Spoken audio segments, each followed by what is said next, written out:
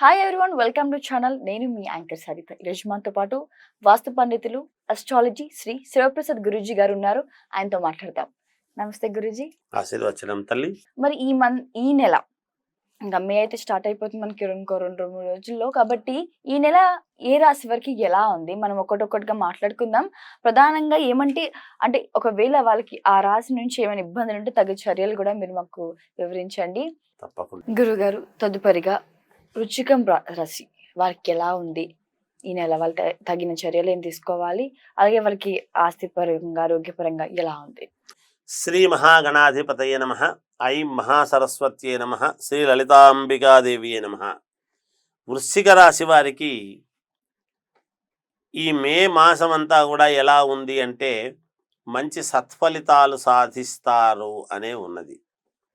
అనుకున్న పనులు సమయానికి చేసుకోగలుగుతారు.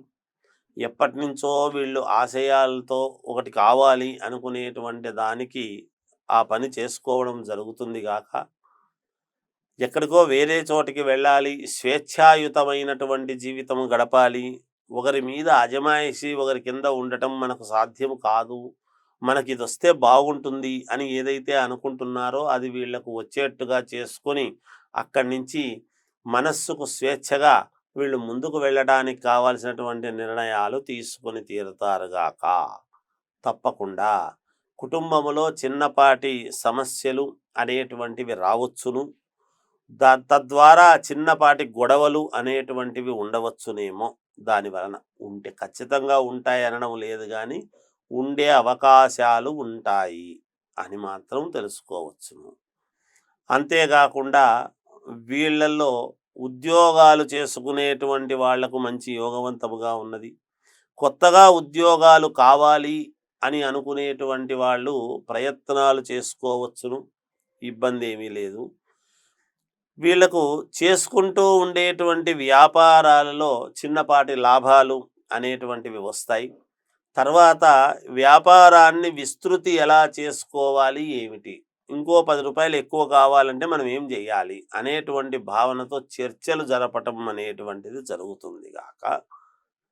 ఇక భూముల వలన అంటే పాత ఇల్లు అమ్మితే కానీ, భూములు అమ్మితే కానీ డబ్బు అనూహ్యముగా రావటము కానీ, లేదా రియల్ ఎస్టేట్ సంస్థలలో పనిచేసేటువంటి వాళ్ళు కూడా ఈ రాశి వాళ్లకు మేలు జరిగే విధానముగా ఉంటుంది. అంటే భూక్రయ విక్రయాలలో మంచి లాభాలు అనేటువంటివి పొందబోతున్నారు అనేటువంటిది తెలుస్తూ ఉన్నది. అలాగే ఆభరణాలు కొనుగోలు చేసుకుంటారు, బంగారు ఆభరణాలు. శుభకార్యాలకు సంబంధించినటువంటి మాటలు వగైరా మాట్లాడుకోవడం జరుగుతుంది ఇబ్బంది లేకుండా. అలాగే సినిమా రంగంలో ఉండేటువంటి వాళ్లకు అవార్డులు వచ్చే విధముగా సినిమాలు తీసే విధానము ఉండవచ్చును. అలా అనుకూలవంతముగా ఉన్నది వీళ్లకు. అదొకటి. వీళ్ళ మాటకు విలువ పెరుగుతుంది. కొంతమంది గతంలో పట్టించుకోయిండరు, ఇప్పుడు లేదు మేమేమో అనుకున్నాము, నువ్వు చెప్పింది కరెక్టేలే, మేలు జరుగుతుంది అనేటువంటి భావనతో సరే అనుకుంటారు, అలా ముందుకు వెళతారు. ఇక విద్యార్థులకు చాలా యోగవంతముగానే ఉన్నది. అన్ని రకాల అనుకూలవంతముగా ఈ వృశ్చిక రాశి వాళ్లకు యోగవంతముగానే ఉన్నది. భార్యాభర్తల మధ్య చిన్నపాటి మనస్పర్ధలు వచ్చేటువంటి అవకాశము ఉన్నది. ప్రేమించుకునేటువంటి ప్రేమికుల మధ్య కూడా చిన్నపాటి ఏవో సమస్యలు వచ్చే అవకాశాలు ఉంటాయి. తగు జాగ్రత్తలు తీసుకుంటే మంచిది. రాజకీయాలలో ఉండేటువంటి వాళ్లకు ఖచ్చితముగా రాజయోగం అనేటువంటిది ఉంది.